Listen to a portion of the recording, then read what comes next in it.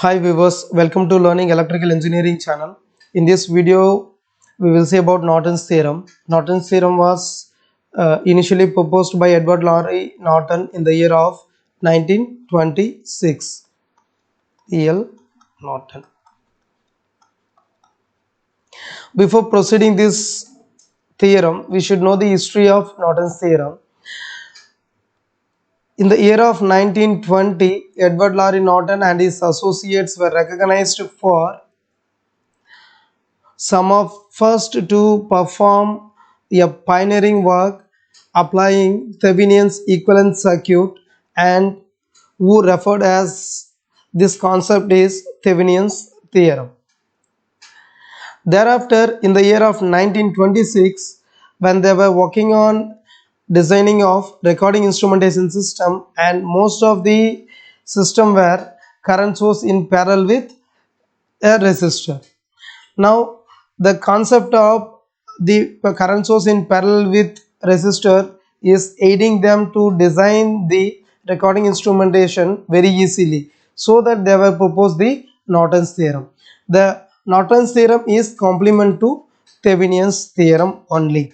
Now we will see what is Norton's theorem. Norton's theorem is stating that any two terminal circuit can be replaced by a equivalent circuit consisting of a current source IN in parallel with a resistor RN. Now in this IN is the short circuit current through the terminals of linear two terminal circuit, and Rn is the equivalent or the input resistance of the linear two terminal circuit when the independent sources are turned off. Now this is the box.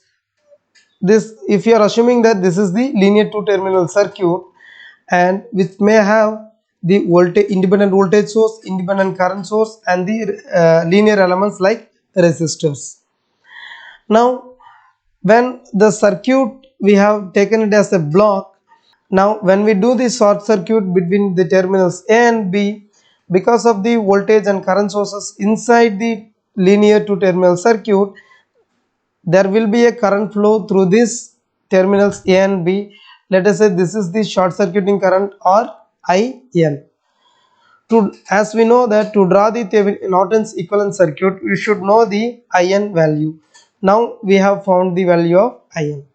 Now thereafter we need to find the value of Rn. To find the value of Rn, we need to remove the short circuit between the terminals A and B. Now it should be in open position, and we need to turn off the independent voltage and current sources in the linear two terminal circuit. Then we need to find the equivalent circuit resistance from the open circuited terminals. That value is known as equivalent resistance, that is Rn. So this is how we can find the value of Rn. Now we can draw the Norton's equivalent circuit. IN is the current source in parallel with resistance Rn. Now here we need to note one point. The characteristics at terminals A and B in the original circuit as well as in the equivalent circuit, there will not be any difference.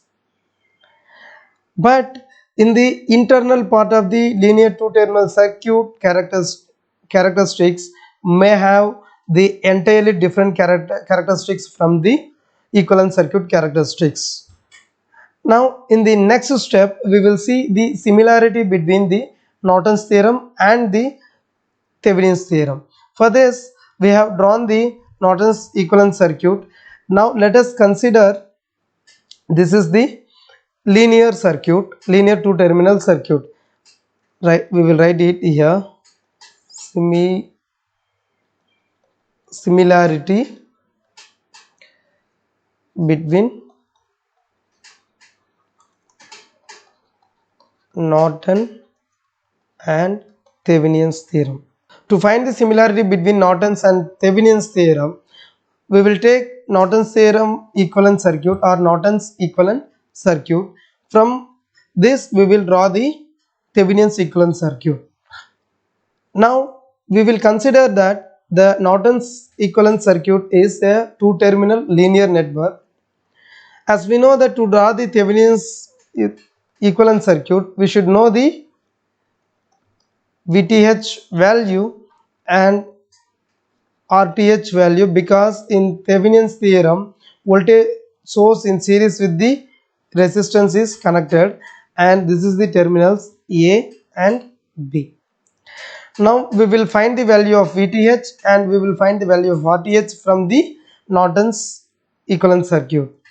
To find the value of VTH, we need to find the voltage across the terminals A and B. This is equal to VTH.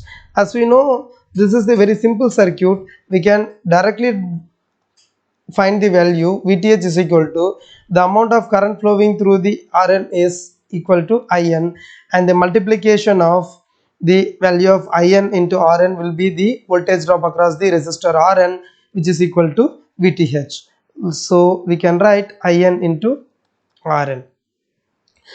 Now we need to find the value of RTH.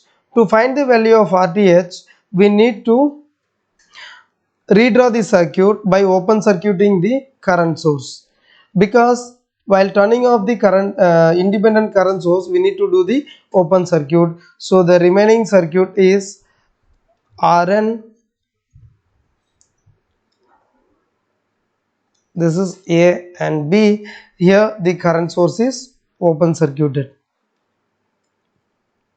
Now when we looking from the terminals A and B, the RTH is equal to RN. So we can write RTH is equal to RN and VTH is equal to IN into RN.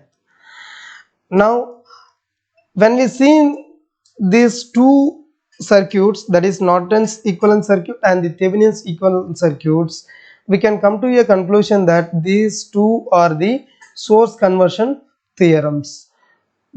If we are having the current source, then we can convert into the voltage source, and if we are having the voltage source, then we can convert into the current source using these theorems. So this is the similarity between the Norton's theorem and Thevenin's theorem. Finally we can say that the complements to one another.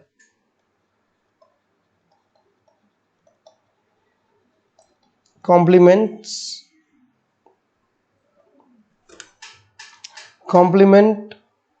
theorems to one another.